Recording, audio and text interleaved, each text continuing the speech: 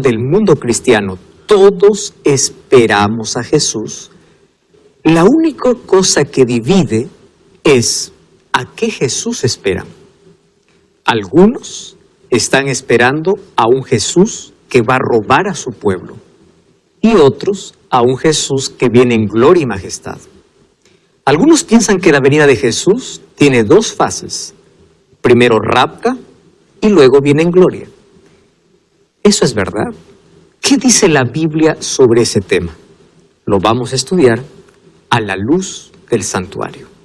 Y si quieres conocer más sobre estos temas bíblicos, te invito para que puedas ingresar a estudielabiblia.com y ahí puedas estudiar la Biblia con un curso bíblico el cual tú puedes elegir de manera voluntaria y libre. Hay una variedad de cursos bíblicos para poder estudiar. Ingresa a estudielabiblia.com y elige la manera como quieres estudiar la Biblia. Serás, como siempre, bienvenido. Gracias por estar allí del otro lado.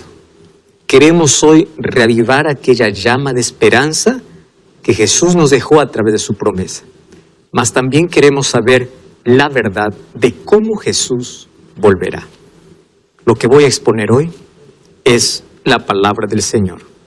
Entonces, no es una idea, no es una filosofía, no es lo que una religión o un líder piensa. Vamos a abrir la Biblia. Por eso te invito a que tengas lápiz y papel y, como siempre, una Biblia. Y antes de poder abrir la Biblia, pedimos la dirección de Dios a través de su Santo Espíritu que nos dé el conocimiento de la verdad. Oramos. Querido Dios, estamos listos para poder abrir tu palabra y queremos que en ella tú puedas mostrarnos la verdad sobre tu segunda venida. Acompáñanos en este estudio, que esto pueda quedar tan claro en nuestra mente. Bendice a las personas que desde su casa tienen el mayor interés de poder profundizar su conocimiento en el estudio de tu palabra, y que tu Santo Espíritu pueda abrir nuestros ojos y con claridad podamos entender este tema. Danos tu bendición, tu Santo Espíritu sea nuestro Maestro, en el nombre de Jesús. Amén. Hoy nuestro estudio es santuario, un lugar de esperanza. Y cuando hablamos de santuario, un lugar de esperanza, tenemos que hablar sobre la mayor esperanza de todos los tiempos. ¿Cuál es? La venida de Jesús. ¿Qué relación tiene el santuario con la segunda venida? Esa es la primera pregunta que tenemos que responder. Y para ello vamos a la parte final de la historia y de lo que hemos estudiado sobre el santuario. ¿Recuerdan que cuando el sumo sacerdote purificaba el santuario, luego el sumo sacerdote salía ya trayendo el registro de los pecados de manera simbólica y está listo para poder eliminar para siempre el pecado? Ese momento, cuando el sumo sacerdote salía del lugar santísimo, había una fiesta de regocijo, de alegría, porque sus pecados iban a ser eliminados.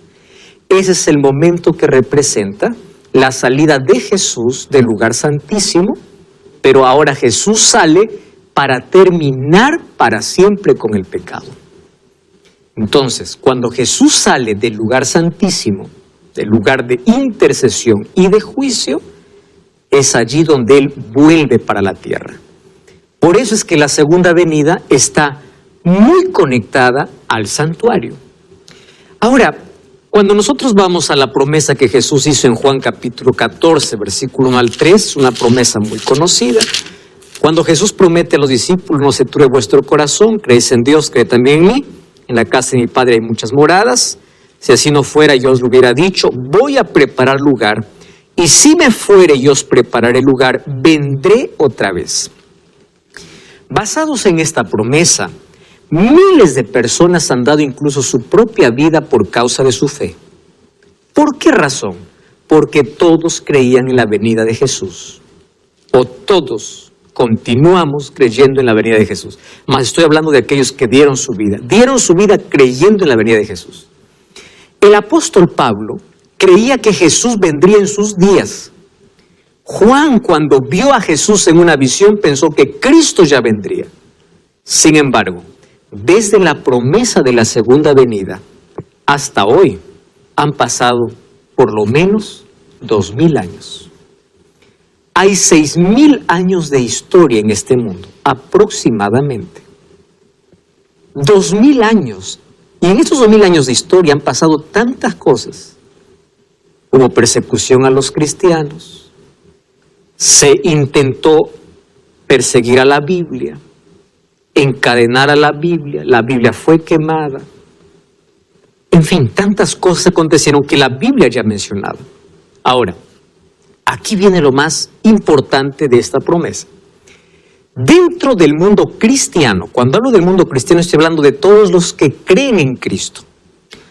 Todos esperan a Jesús. Todos. Católicos, presbiterianos, evangélicos, adventistas, todo el mundo cristiano. Esperamos a Jesús. El credo católico dice que creemos en aquel que ha de venir a juzgar a los vivos y a los muertos. Porque todos creemos que Cristo regresa. El problema no está si en el mundo cristiano alguien cree o no cree. ¿Saben dónde está el problema? Está en la forma como Jesús volverá. Algunos creen que Jesús vendrá en dos momentos. Hay una religión incluso que dice que Jesús está aquí en la tierra desde 1914 de forma espiritual. Y hay otros que creen que Jesús vendrá a la tierra en dos momentos. O sea, la venida de Jesús está dividido en dos fases. La primera, arrebatamiento, y la segunda, su venida en gloria.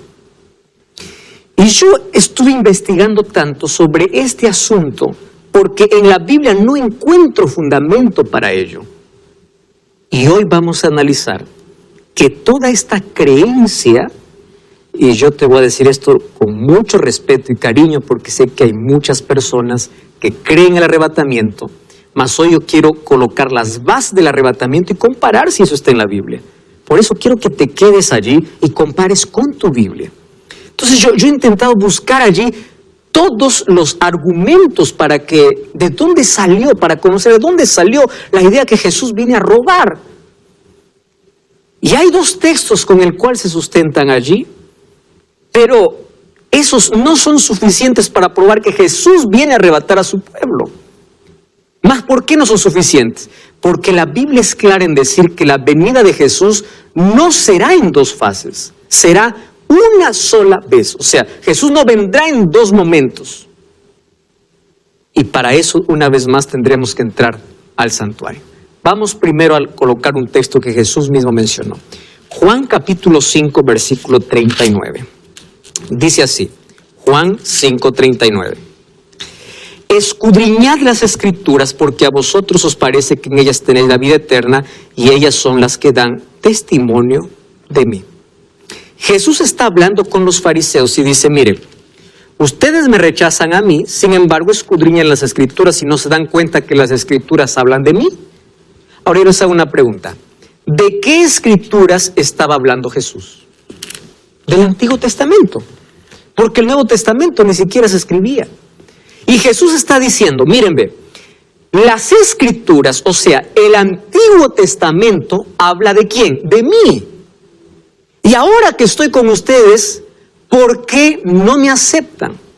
¿Acaso no han leído las Escrituras? Y aquí viene un asunto muy importante que quiero hablarte con todo el corazón. Tú sabes cuál es la astucia del diablo. Es desviar a la mente de las Escrituras para aferrarse a ciertas opiniones y tradiciones. Lo mismo ocurrió con el pueblo de Israel. El pueblo judío tenía tanta luz de cómo Jesús vendría por primera vez y cuando Jesús vino, no lo recibieron. ¿Por qué razón? Porque ellos leían las Escrituras, pero en su cabeza se inventaron la imagen de un Mesías diferente a lo cual las Escrituras decían. ¿Están entendiendo lo que estoy diciendo? En su cabeza se crearon un Mesías que la Biblia no hablaba. ¿Qué cosa decían las Escrituras? Miren, Miqueas 5:2. Tú, Belén Efrata, pequeña para estar entre las familias, de ti saldrá el Señor de Israel. ¿Dónde iba a nacer Jesús? En Belén. ¿Por qué los judíos, cuando vieron que Jesús nació en Belén, no creyeron que la profecía se cumplió? ¿Acaso no leían Miqueas? Miqueas escribió 500 años antes de la venida, de la primera venida de Jesús. Miren lo que dice Isaías 7:14. Por tanto, el Señor mismo os dará la señal. He aquí, la Virgen concebirá. ¿Acaso María no quedó embarazada sin haber estado unido a José? Ahí se cumple la profecía que la Virgen concebirá y dará a luz un hijo. O sea, todas las profecías que ellos leían apuntaban a Jesús. Y cuando vieron a Jesús, no le recibieron. ¿Cómo es esto? Otra vez repito, porque en su cabeza se crearon la idea de un Mesías diferente. Si nosotros seguimos leyendo, Zacarías 9:9, fíjense ese texto. Alégrate mucho, hija de Sión, da voces de júbilo, hija de Jerusalén. Tu rey vendrá a ti justo y salvador, humilde y cabalgando sobre un asno, sobre un pollino de asna. La entrada de Jesús a Jerusalén el domingo 10 de Abib del año 31 estaba profetizado 500 años antes por el profeta Zacarías. La pregunta es, ¿por qué cuando vieron a Jesús montado en un pollino entrando a Jerusalén, por qué no creyeron que era el Mesías? ¿Se dan cuenta tantas evidencias? Y si seguimos ahí, ustedes saben que Salmos capítulo 22 incluso estaba escrita una de las palabras que Jesús mencionaría en la cruz. Dios mío, ¿por qué me has desamparado? 1000 años antes de la primera venida de Jesús. Salmos 22:18. Repartieron entre sí mis vestidos y sobre mi ropa echaron suertes. Cuando Jesús murió, echaron suertes sobre sus ropas. ¿Acaso eso no estaba profetizado? O sea, ellos leían la Biblia, las Escrituras, y aún leyendo no le recibieron. Salmo 69:21. Me pusieron además hiel por comida y en mi sed me dieron a beber vinagre. Cuando Jesús dijo, tengo sed, ¿qué cosa le dieron? Vinagre. Todas las profecías del Antiguo Testamento apuntaban a Cristo. Y miren allí este versículo, Zacarías 11:30. Me dijo Jehová, échalo al tesoro, hermoso precio, con quien me han apreciado. Tomé las 30 piezas de plata y las eché en la casa de Jehová. Incluso estaba el precio que Judas iba a recibir por vender a Jesús. Siglos antes de que Jesús venga. Y si vamos a Isaías capítulo 53, vamos a encontrar la profecía mesiánica donde está detallada el sufrimiento de Jesús. Ahora, vamos a reflexionar un momento. ¿Cómo es posible? Aquí viene la pregunta. ¿Cómo es posible que teniendo tanta información sobre la venida de Jesús, los judíos no le recibieron? ¿Por qué no le recibieron? La respuesta es simple. Porque ellos inventaron en su mente otro Mesías. ¿Quieren ver? Vamos a abrir la Biblia. Miren, Lucas 1:11 dice, a los suyos vino y a los suyos no le recibieron. ¿Pero por qué? ¿Acaso no leían ellos las Escrituras? ¿Acaso no estaban familiarizados? Vamos a entender esto en Lucas capítulo 24. Abran sus Biblias, por favor. Lucas capítulo 24. Jesús había muerto. Jesús murió en Jerusalén el día viernes, ¿verdad? Fue sepultado, el día sábado descansó en la tumba y el día domingo resucitó, muy temprano. Vamos a Lucas capítulo 23. Resulta que en Lucas capítulo 23, vamos a leer ahí el versículo 13, cuenta la historia de 2 discípulos que iban camino para Emaús. ¿Recuerdan esa historia? Vamos a leer algunos detalles allí. Versículo 13. Lucas capítulo 24, versículo 13. Capítulo 24, versículo 13. Dice así. 2 de ellos iban el mismo día a una aldea llamada Emaús, que está a unos 60 estadios de Jerusalén. Más o menos son 11 kilómetros de distancia. Hablaban entre sí las cosas que habían acontecido. Mientras ellos hablaban y discutían, Jesús se acercó, caminaba entre ellos, pero los ojos estaban velados. Versículo 17 les dijo, ¿qué pláticas son estas que tenéis? Y respondiendo el 18, uno de ellos que se llamaba Cleofás dice, ¿eres el único forastero en Jerusalén que no ha sabido las cosas que han acontecido? Se le están diciendo a Jesús ignorante, ¿no? ¿Eres tú el único que no sabes?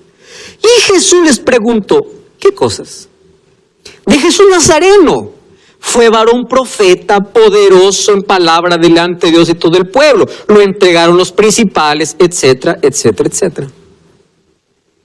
Ahora, volvamos acá. Cuando Jesús murió, la esperanza de todos los que creían que Jesús era el Mesías, murió. ¿Por qué murió su esperanza? Porque en su cabeza, ¿qué cosa estaba? Que Jesús iba a libertarlos del yugo romano. Ellos no esperaban un Mesías sufriente, ellos esperaban un Mesías político. Por eso es que a Jesús le quisieron coronar más de una vez como rey. La pregunta es, ¿de dónde sacaron la idea de que Jesús iba a venir a establecer un reino político? ¿De dónde sacaron esa idea? Aquí voy al punto. Así como Satanás preparó la mente de los judíos para no aceptar a Jesús, hoy Satanás está preparando la mente de miles de cristianos para esperar un Jesús que la Biblia no dice. Esto lo que estoy diciendo en este momento es muy fuerte y muy serio. Satanás preparó la mente colocando una idea distorsionada de Cristo. Vamos a leer Lucas capítulo 23, vamos a leer versículo 25 al 27. Perdón, capítulo 24, 25 al 27.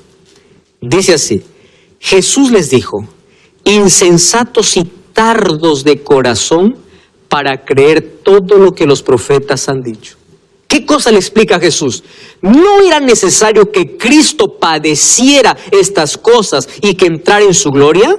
Y comenzando desde Moisés y todas las profetas, les declaraba todas las escrituras de lo que de él decían. ¿De qué manera Jesús desvendó los ojos de estos dos discípulos? Explicándoles una vez más, ¿qué cosa? Las escrituras. Ahora les pregunto, ¿acaso ellos no leen las escrituras? Ese es el problema con respecto a la segunda venida de Jesús. El pueblo cristiano lee la Biblia, pero en su idea se inventó un Mesías que viene, que la Biblia no dice, un Mesías que roba a su pueblo. ¿De dónde salió esa idea? ¿Quieren saber de dónde salió? Antes yo quiero mencionar algunos aspectos importantes. Los judíos esperaban un Mesías político. Los judíos esperaban no un Mesías sufriente, sino un Mesías reinante, un Mesías que les libre del yugo romano. Entonces, ellos estaban engañados en su mente, esperando un Mesías que nunca iba a venir, porque el Mesías que las Escrituras decía no era un Mesías que los iba a librar del yugo romano, era un Mesías que iba a venir a sufrir. Pero ellos tenían una expectativa equivocada. Eso pasó ¿cuándo? Con la primera venida de Jesús. ¿Ustedes creen que el diablo se queda de brazos cruzados? Para la segunda venida de Jesús ha preparado una estrategia igual. Que la gente puede esperar un Mesías que la Biblia no dice. ¿De dónde sale esa idea? Este es el problema, amigos. Entonces yo estuve allí investigando las fuentes de dónde sacan la idea de que va a haber rapto secreto, cuando la Biblia no menciona. ¿De dónde viene la idea de un arrebatamiento? ¿Y saben dónde está el problema? El problema está aquí. Daniel 9, 7, 9 y 10. Capítulo 9, 25 al 27.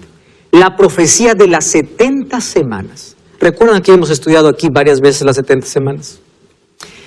Dios corta de las 2300 tardes y mañanas 70 semanas ¿para qué? Para el pueblo judío.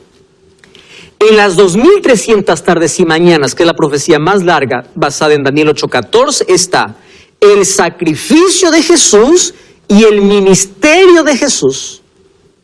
Entonces, la profecía es clara. Primero Jesús vendría ¿qué? A sufrir, después limpiaría o intercedería o ministraría en el santuario. Esa es la profecía de la purificación del santuario. Pero ¿cuál es el problema entonces de interpretación? El problema está aquí. Fíjense aquí. ¿Cómo se interpreta esta profecía para que pueda dar lugar al arrebatamiento secreto? Presten atención acá. La profecía dice que comienza con la salida de la orden para reedificar a Jerusalén. Ya dijimos aquí que por lo menos hubieron 3 órdenes, de Ciro, de Darío y de Artajerjes. Solo que en lugar de poner el origen a la orden de Artajerjes, que fue en el año 457, colocan una fecha anterior, donde no era para reconstruir las murallas, sino era para reconstruir el templo. Y allí comenzamos con un problema de profecía. ¿Por qué razón? Se coloca el año 445 antes de Cristo y no el año 457. Entonces, lo que se hace es hacer sumas y restas. A la verdad, esto es una confusión, porque yo he intentado leer varios libros sobre este asunto. Se suma, se resta, se adelanta, en fin, hacen una maniobra en la profecía, tanto así que de las 70 semanas, 69 semanas, como dice que vendría el Mesías, ¿saben qué cosa hace? Que las 69 semanas llega hasta el año 30 o 35, en un periodo más o menos de entre el 30 y 35, en ese periodo. Entonces, ellos dicen, comienza el 445, con sumas y restas y todo, llega hasta 30 y 35. ¿Y qué cosa es lo que pasó? Aquí viene el problema. Es que cuando Cristo vino, como dice la profecía, yo no sé de dónde sacaron esta idea de verdad, porque para mí es una idea absurda. ¿Cuál es la idea absurda? Se piensa que Cristo vino a establecer un reino terrenal. Nuevamente, igual que los judíos pensaban para la primera venida de Jesús. Pero ¿cuál es la diferencia ahora? La diferencia es, como Cristo vino a establecer un reino terrenal, y los judíos no quisieron, ¿saben qué cosa hizo Jesús? Dios paró el reloj profético. Y en lugar de que el reloj avance para las 70 semanas, paró el reloj en las 69 semanas y las 70 semanas, la última semana, lo trasladan para el tiempo del fin. Y ellos dicen que esa última semana van a ser 7 años de tribulación. Eso es el origen del arrebatamiento secreto.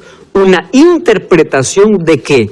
Equivocada de las 2300 tardes y mañanas. Ahora, fíjense lo peligroso que es. ¿Y cómo es el diablo? El diablo coloca la atención en el anticristo más que en Cristo. ¿Y saben lo que ha hecho Satanás con esto?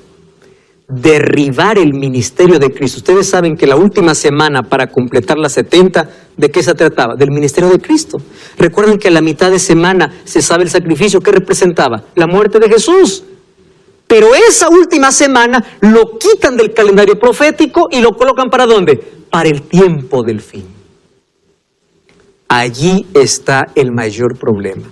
Entonces, aquí resumiendo este asunto, cuando llega la semana 69, como Jesús no fue rey de los judíos, miren, para mí esto es una idea es muy extraña, porque la Biblia dice que los judíos quisieron coronarlo a Jesús no solo una vez, y Jesús no quiso ser coronado, porque Él no vino a establecer un reino político. Bueno, pero ellos dicen que como Jesús no cumplió su plan, aquí los judíos lo rechazaron, Dios dijo, vamos a parar el reloj. Ya no van a ser 70, solo 69. La última semana vamos a tirarla para el tiempo del fin, porque yo sí o sí voy a cumplir mi plan.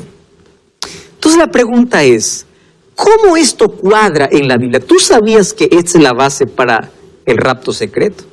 ¿De dónde vienen los 3 años de tribulación y que el pueblo de Dios será raptado? Cuando sacan la última semana del ministerio de Cristo de la profecía de las 70 semanas. Pero ahora quiero mostrarte con la Biblia cómo esto no se ajusta a nada de lo que la palabra de Dios dice. Y por favor, yo aquí no estoy atacando una persona o una religión específica, pero sí queremos ver lo que la Biblia dice y cómo muchas creencias populares creadas por el ser humano están distrayendo el foco de Cristo y llevándolo a otro lugar. No cambies el canal, ya estamos de regreso. Este Biblia Fácil.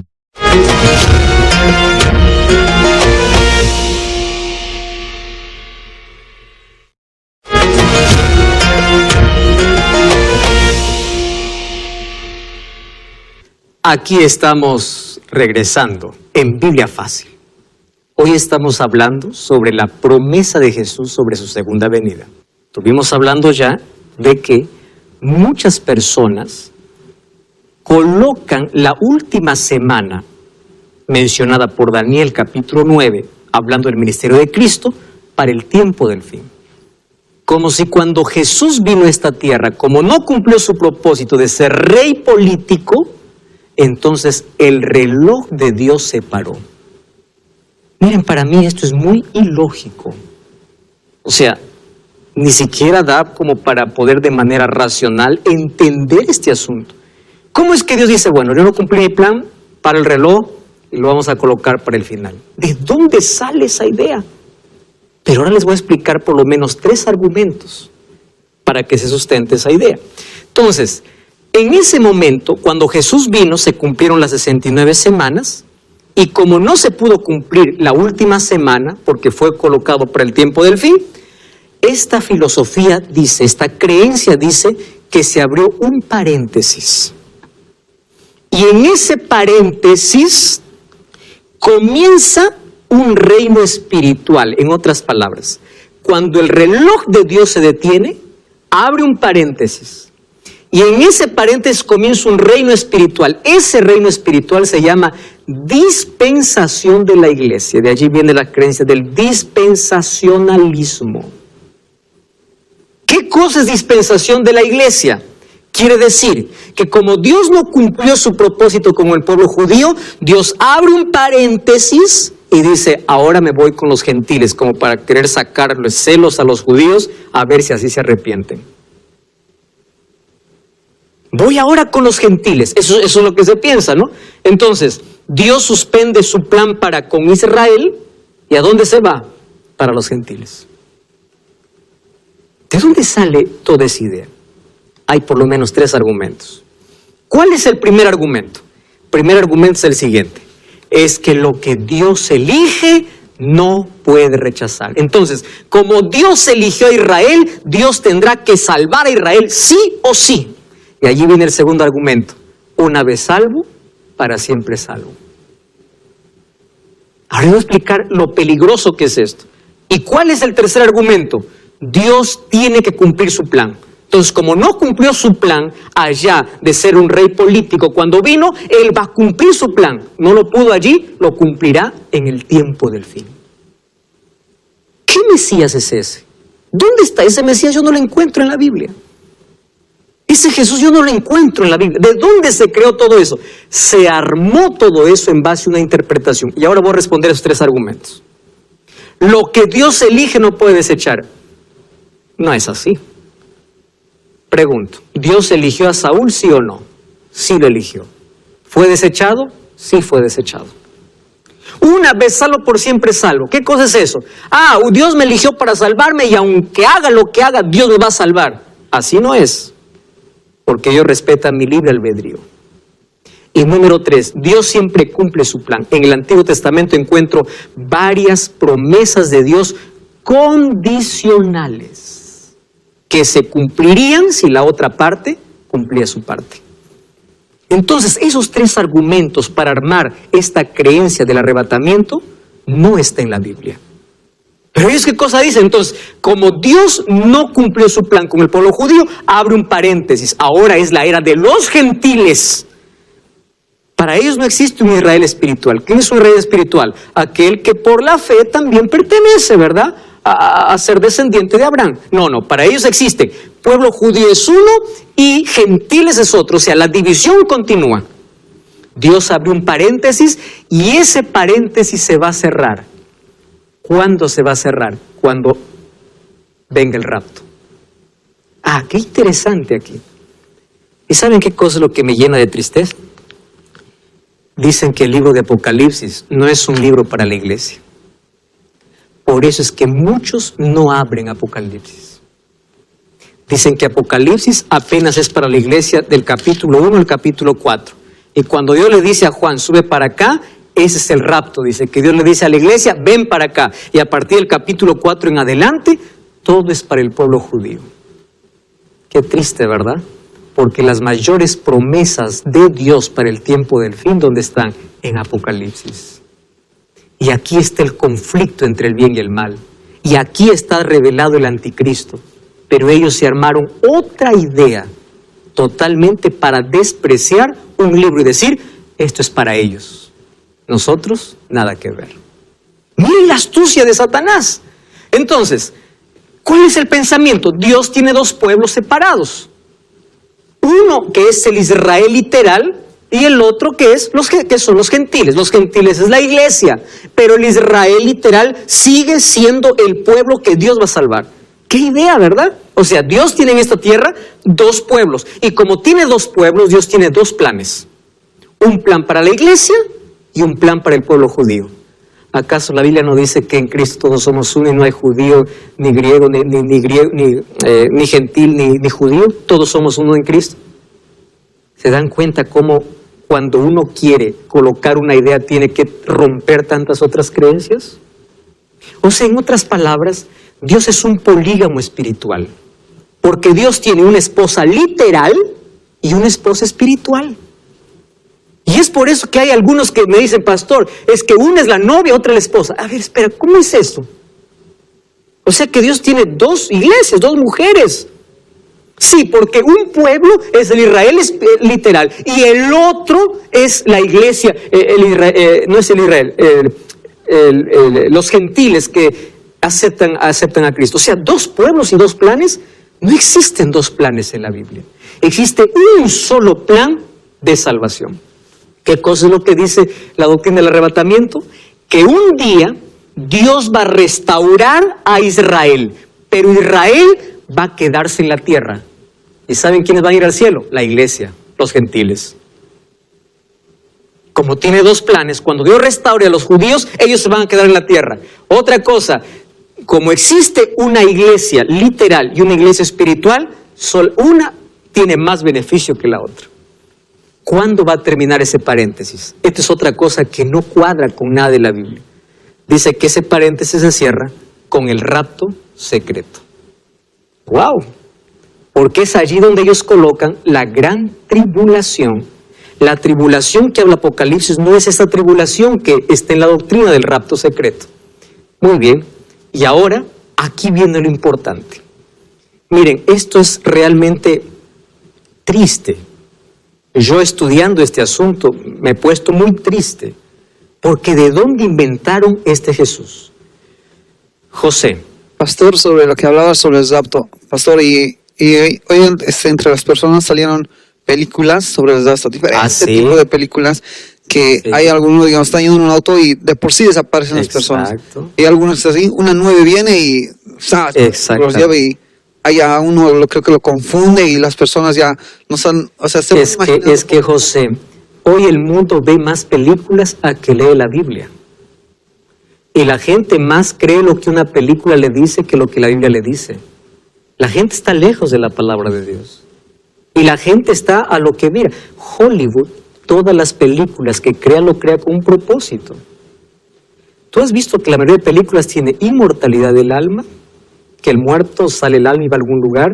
El rapto secreto, hay varias películas. No solamente la famosa película Dejados para atrás. Hay otra de que habla de Apocalipsis, habla del rapto secreto. O sea, esto se volvió una creencia de lo cristiano a lo popular. Y claro, es bonito porque todo el mundo aquí escapa muchas responsabilidades.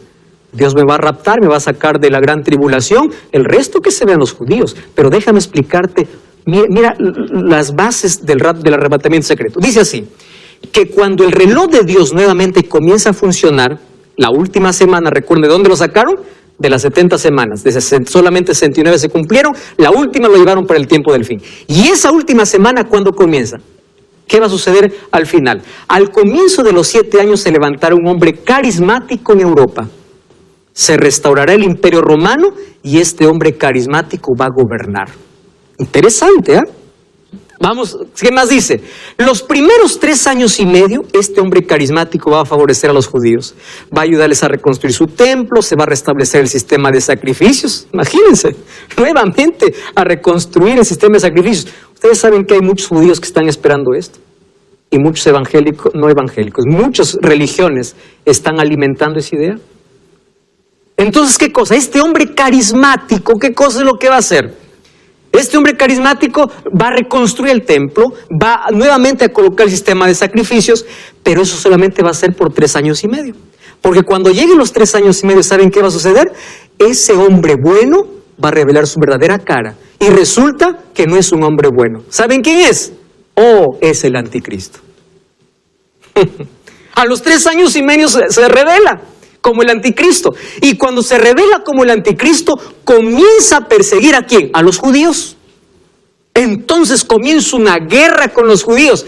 En ese tiempo comienza una gran tribulación, ¿verdad? Pero en esa tribulación tú no te preocupes, porque ¿qué hace Dios? Dios de arriba dice, a ver, todos los gentiles buenos, vengan para acá. Y comenzó el rapto. Llevó a su iglesia al cielo. Los desapareció, porque aquí están en aflicción.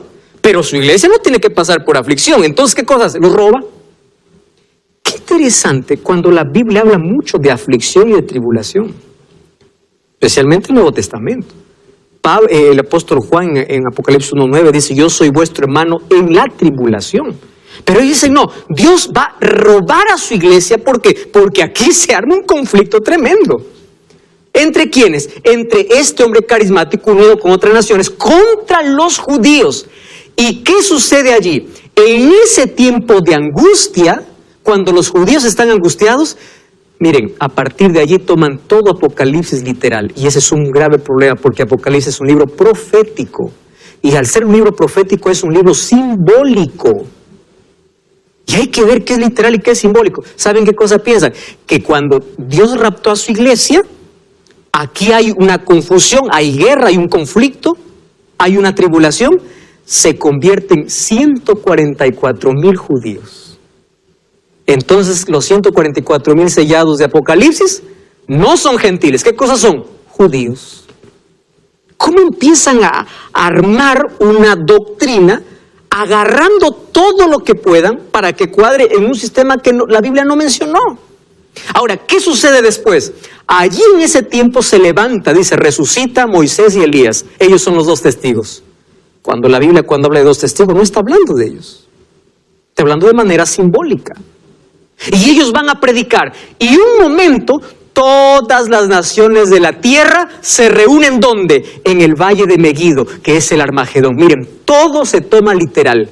Y para eso se seca el río Éufrates.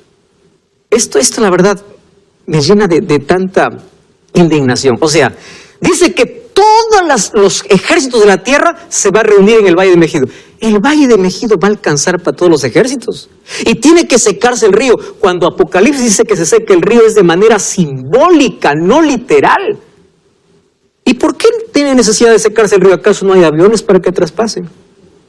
¿Me entienden cómo esta doctrina está cimentada sobre qué? Sobre imaginación. Y cuando todos están allí rodeando para poder matar a los gentiles, allí se reúnen todas las naciones. Aparece el rey del norte. ¿Saben quién es el rey del norte? Antes decían que era la Unión Soviética, pero como ya no existe la Unión Soviética, dicen no, el rey del norte es Rusia. ¿Y quién es el rey del sur? Ah, no, dice, el rey del sur son los árabes. ¿Y quiénes son los reyes del oriente? Ah, el rey del oriente son los chinos. O sea, todos se reúnen alrededor de ¿quién?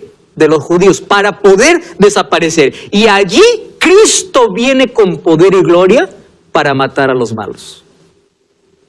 Miren, ¿de dónde sale tanta idea? ¿Y con quién viene Cristo? Con aquellos que raptó. Esa es su venida en gloria y majestad. ¿Dónde está eso en la Biblia? Construida con versículos aislados Y una profecía que mencionaba el ministerio de Jesús, lo colocaron para el tiempo del fin, que es de las 70 semanas. ¿Qué sucede? Muchos judíos se convertirán cuando ven a Cristo venir en poder y gloria. ¿De dónde salió esa idea? ¿Acaso no vimos que cuando Cristo sale del santuario se acabó la oportunidad? Pero dice no, cuando vean a Cristo, muchos se arrepentirán. Entonces a Cristo viene y establece su reino milenial. O sea, todo literal. Viene aquí a reinar con vara de hierro, dice, para castigar a los malos. Finalmente se sienta en el trono de David. Entonces, los judíos que no se arrepintieron en la tribulación, ahora tienen una segunda oportunidad para arrepentirse.